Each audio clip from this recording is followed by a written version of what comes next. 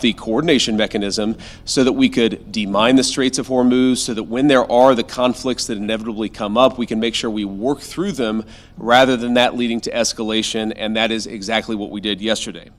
Number two, we also wanted to build a mechanism, a similar mechanism, for deconfliction for the regional ceasefire. As the President of the United States has himself said, sometimes these ceasefires just mean you're shooting a little bit less, but we wanted to make sure that we had the proper coordination set up so that if there is shooting, if Hezbollah fires at Israel or if Israel responds, if there are other conflicts that arise in the region, we're actually talking to each other and figuring out how to stop the shooting, how to make the region safer, our allies and everybody else. We set that up as well. Number three, we, and this is probably what we're most excited about as Americans, the Iranians have agreed to invite IAEA inspectors back into their country. That is a major milestone for the American people and the first step in permanently denuclearizing or permanently ending a nuclear weapons program in Iran. And that's exactly what we wanted to do. That's exactly what we asked to happen. We made a lot of great progress on other nuclear talks. And that leads me to the final thing that we wanted to accomplish, which is actually set up the process for the technical negotiations that will follow. Our teams working with the Iranians, the Qataris, and the Pakistanis made great progress yesterday. They will continue to work at the technical level with the teams here in Bürgenstock, and then those technical negotiations are going to continue over the weeks and days to come. We wanted to set up a structure for that so that you could have proper political oversight, but obviously, as much as this place is very beautiful, I can't stay here for the next 60 days. I'm about to go back home to the United States, but the technical teams are going to be working with proper oversight to make sure that we're accomplishing the objectives that matter for everybody. So those are the things that we wanted to accomplish. We came here, we did exactly that. The way that I think about it is very simple. We laid a very good foundation for a successful final deal. The final deal is the house. We set the foundation. We haven't built the house, but we've laid a successful foundation to get to a good place for the American people.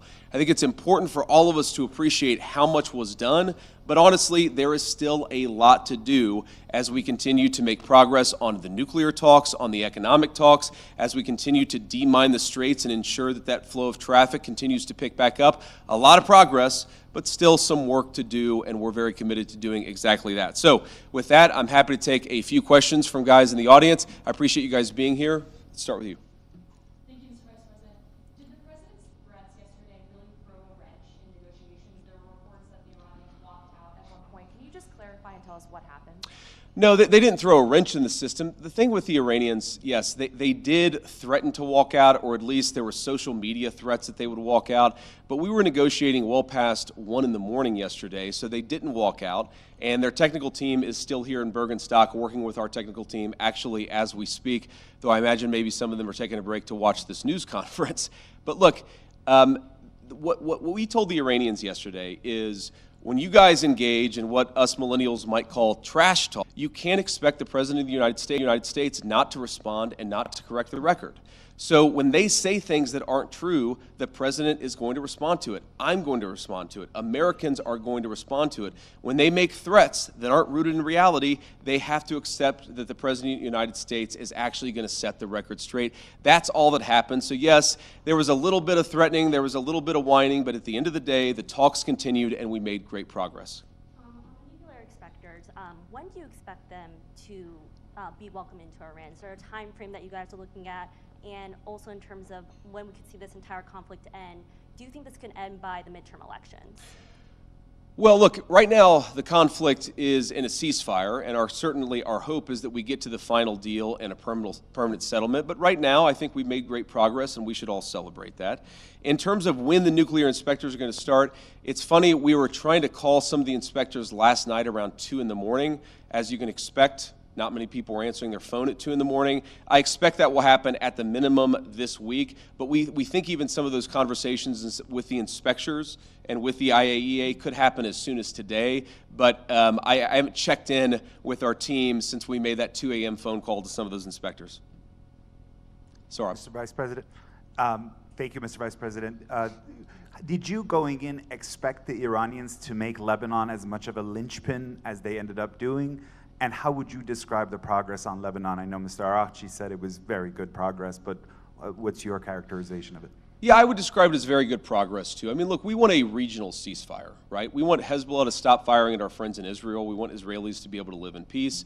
We also want to make sure that, when things happen, they don't spiral into a broader escalation.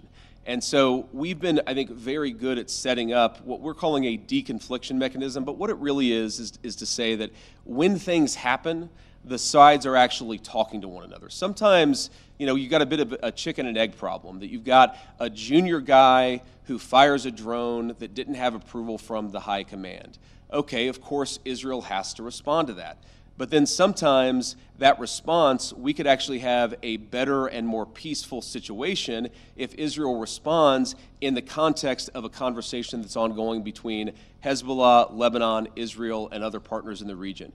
There really hasn't been a mechanism to have those discussions until basically around 4 p.m. yesterday, Bürgenstock time, when we set that up. So what we're trying to do is to say, first of all, Israel and every other nation in the region has the right of self-defense, but we want to make sure that everybody has that right of self-defense in the background where we're talking about how to de-escalate these conflicts rather than spiraling out of control. Sometimes what will happen is that if the conflict spirals out of control, that's worse for everybody's self-defense and worse for everybody's security. So we've actually got the process in place to ensure that that escalation doesn't happen. Now, I will say you already see the fruits of that. Over the past 24 hours have probably been the most peaceful that we've seen the situation in Lebanon. The previous 24 hours were pretty good. Obviously, there was some shooting about 72 hours ago. So this is a work in progress, but the operation so that we can ensure it doesn't spiral out of control in the future.